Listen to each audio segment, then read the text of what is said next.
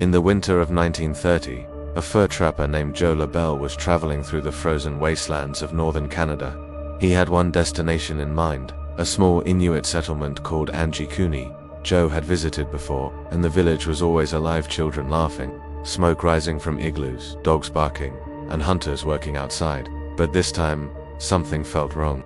The closer he got, the quieter the world became. No voices, no movement, no smoke, just wind and snow. When Joe finally reached the village, his stomach dropped. The entire place was completely deserted.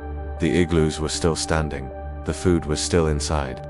Even weapons and tools were left behind. It looked like everyone had been there just moments ago. But there was no one. Joe walked deeper into the settlement, calling out. Nothing answered, not even the dogs. And he found something terrifying. The sled dogs were still tied up, but they were dead, frozen in place, starved. Joe's hands began to shake. Why would anyone abandon their dogs? Why would they leave food behind in the Arctic? Then he entered one of the igloos. Inside was a cooking pot, still sitting over the fire, but the fire had long gone cold. And next to it was a half-eaten meal, frozen solid, like the villagers had been eating, and suddenly stood up and walked away. Then Joe discovered something even worse. The village cemetery had been disturbed.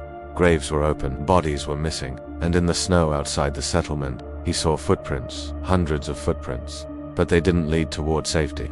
They led toward the frozen lake, and then they stopped. No trail leaving the lake, no return trail, just a sudden ending, like the people vanished into thin air.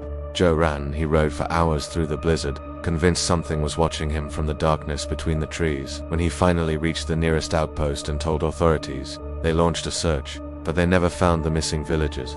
No bodies, no signs of a struggle, no explanation, only one strange detail. Some locals claimed that on the night the village vanished, a glowing blue light was seen in the sky, hovering, silent, watching the settlement, and then disappearing into the clouds. To this day, the disappearance of Angikuni remains one of Canada's creepiest unsolved mysteries. Because if a whole village can vanish without a trace, what else could disappear, without anyone ever knowing? If you like these stories, please like and subscribe.